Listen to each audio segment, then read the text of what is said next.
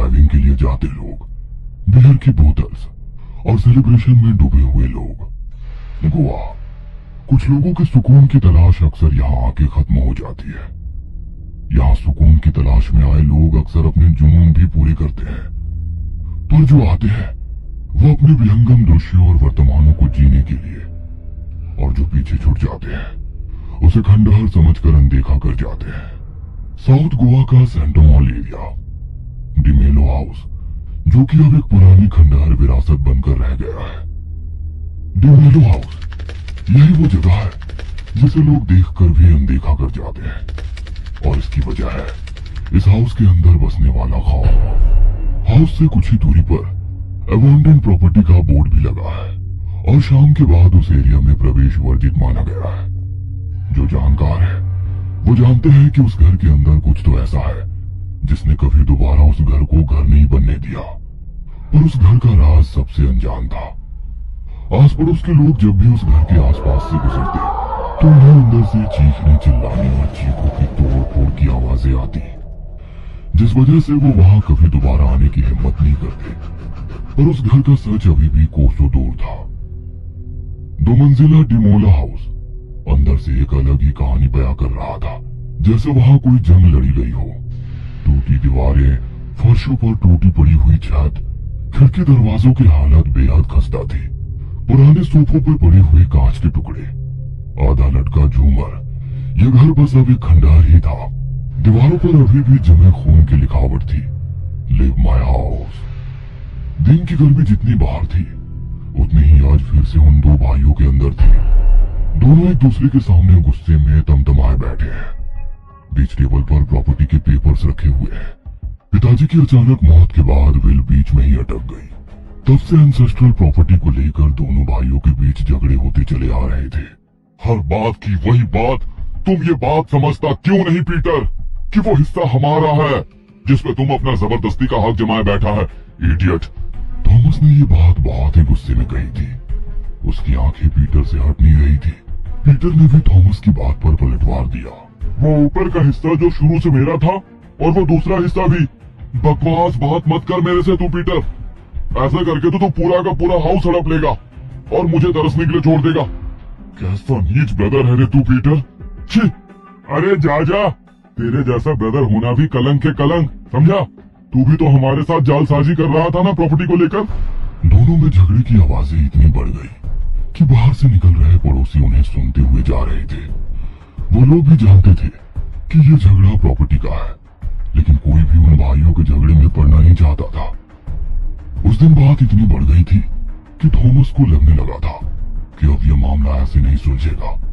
उस रात थॉमस अपने कमरे में लेटा हुआ सोच में डूबा था कि तभी उसका दिमाग एक भयानक ख्याल में कौन उठा। एक पल में आया वो ख्याल थॉमस के लिए आर या पार का निर्णय था।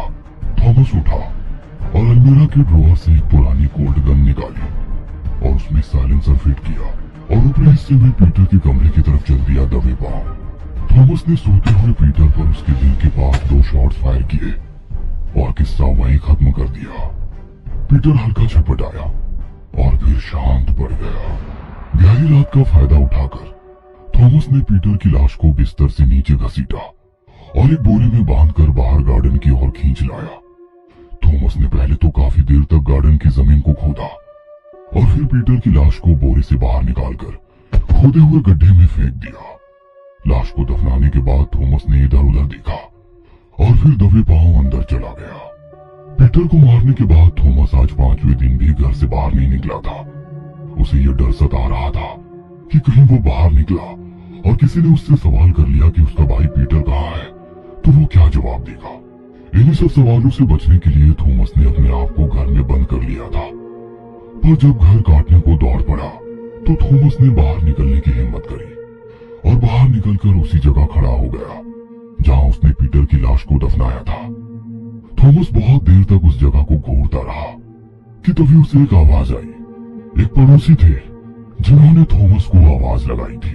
ओ थॉमस मैन, कैसा है तू? थॉमस ने सकोचते हुए जवाब दिया। हाँ, गुड डिश अंकल। क्या बात है थॉमस, इधर बहुत दिन से तुम दोनों भाइयों के झगड़े का आवाज नहीं आया। वो तेरा छोटा भाई पीटर किधर है? पीटर का नाम सुनते ही थॉमस के होश उड़ गए। वो कुछ समझ नहीं पाया कि वो अंकल को क्या जवाब दे कि इतने में अंकल ने दोबारा टोका, थॉमस, पीटर किधर है? थॉमस ने इस बार तुरंत जवाब दिया, पीटर अपना हिस्सा लेकर दूसरा शहर चला गया, वहाँ दूसरा काम धंधा करने को अंकल। थॉमस के मुंह से ऐसा जवाब सुनकर अंकल वहाँ से अजीब सा मुंह बनाकर चले गए। और उसके बाद थॉमस ने इसी झूठ को एक सच बनाकर लोगों के सामने यही कहानी रख दी। जो भी थॉमस से पूछता, थॉमस उसको यही बताता कि पीटर अपना हिस्सा लेकर चला गया है। इस कहानी ने थॉमस के अंदर का डर खत्म कर दिया था और अब वो डेमोला हाउस पर अकेला राज कर रहा था। एक रात जब थॉमस आराम से करवट लेकर सो रहा था कि तभी उसके कमरे में लटकता हुआ झूमर धीरे धीरे अपने आप घूमने लगा, जिसकी परछाई थॉमस के चेहरे पर पड़ रही थी। थॉमस एक करवट लेकर सीधा लेटा और झूमर एकदम स्थिर हो गया। झूमर में लगे छोटे बल्ब एक दूसरे से टकराकर बजने लगे, जिससे थॉमस की आंख खुल गई। थॉमस आधी नींद में उठा, उसे बेचैनी महसूस हो रही थी। थॉमस उठा और घर के बाहर ताजी हवा लेने निकल गया। उसने सिगार जलाई और फूंकने लगा। फूंकते फूंकते उसकी नजर लाश दफनाई हुई जगह पर गई और वो खुद से बोला, और ब्रदर पीटर, कैसा लग रहा है खुद की प्रॉपर्टी पर ऐसा मस्त सोना? हाँ? इतना बोलकर थॉमस जोर जोर से हंसने लगा और वापस घर के अंदर चला गया। वो अंदर गया ही था कि तभी थॉमस को किसी कुत्ते की भौंकने की आवाज आई। थॉमस ने पलटकर देखा तो गेट के बाहर एक कुत्ता, जिसकी नजरें उसी जगह थी जहां पीटर की लाश दफन थी, वो उसी तरफ देखकर भौंके जा रहा था। थॉमस को यह देखकर अजीब लगा, पर वो ये सब नजरअंदाज करके चल दिया सोने। अचानक से बहुत सारे कौवे लाश दफनाई हुई जगह पर मंडराने लग जाते हैं और फिर एक साथ अचानक से दिशा बदलकर दूसरी ओर उड़ जाते हैं। उनके उड़ते ही दफनाई हुई जगह पे पड़ी हुई मिट्टी हट जाती है और सड़ा हुआ हाथ बाहर आ जाता है। थॉमस जब सुबह सो के उठा तो सामने का नजारा देखकर उसकी आंखें फटी की फटी रह गई। अपने सामने जो थॉमस ने देखा वो हैरान कर देने वाला था। सामने दीवारों पे खून से लिखा था, live my hours else die. ये नोट करते ही थॉमस के होश उड़ गए, क्योंकि शब्दों की लिखावट बिल्कुल पीटर की लिखावट जैसी थी। सिर्फ दीवारें ही नहीं पोती थी, घर का सामान भी उलट पुलट था। जिस कमरे में थॉमस गया उस कमरे का हाल बर्बाद था। सारे सामान अपनी जगह से हटे थे। थॉमस जीने चढ़ के पीटर की कमरे की तरफ बढ़ता है। जैसे ही थॉमस पीटर के कमरे में घुसा वो और दम रह गया। कमरे की लाइट्स, फैन और सारे स्विचेस ऑन थे। उसे कमरे में किसी के होने का आभास हो रहा था। थॉमस को ऐसा लग रहा था जैसे कोई उसके आसपास खड़ा हो कि तभी उसके कानों में एक आवाज आई, बिल्कुल ठंडी हवा की झोंके जैसी, जैसे मुर्दा पीटर बोल रहा हो, I am here to claim my property brother Thomas. Thomas भाग खड़ा हुआ और नीचे जाके अपने कमरे में दुबक के बैठ गया। आवाज फिर आई, क्या हुआ तुमको ब्रदर? तुम डरा सहमा सा क्यों है? तुमने तो मुझे मेरा हिस्सा दे के भेज दिया था ना दूसरा शहर, पर तुम मुझे मेरा हिस्सा नहीं दिया। ये डिमेलो हाउस पूरा मेरा है और मैं अपना जायदाद लेने माफिक वापस आया है अपनी कब्र से। आवाज पीछे से आई थी। थॉमस ने डरते डरते पीछे देखा तो वो चीख पड़ा।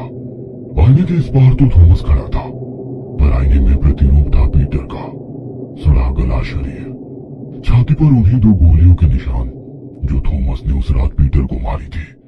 दोनों भाई आज एक आईने के आर पार थे। उसके बाद पीटर जोर जोर से आईने से बाहर निकलने के लिए हाथ चलाने लगा। शाम हो गई। थॉमस उसे छटपटाते हुए देख रहा था। थॉमस रोते रोते अपने गुनाह की माफी मांग रहा था। Sorry brother, sorry brother, sorry brother. आधी रात का वक्त। थॉमस बड़बड़ाते सो गया था। आईने से आवाज आनी भी बंद हो गई। अब पीटर उस आईने के अंदर नहीं था। घड़ी में 3 बजने से 3 बार घंटे की आवाज हुई तो थॉमस डरता डरता उठा। Peter sorry, Peter sorry. Thomas घबराया हुआ था, इतना कि उसे हर जगह पीटर दिखने लगा और इस बार पीटर ठीक उसके बगल में बैठा था। पीटर को अपने बगल में देख थॉमस को झटका सा लगा और वह हार्ट अटैक से मर गया। तो निकल मेरे घर से, नहीं, तू निकल मेरे घर से, मार डालूंगा तुझे। इस तरह की आवाजें अब डिमोला हाउस से उठने लगी थी अगली सुबह से।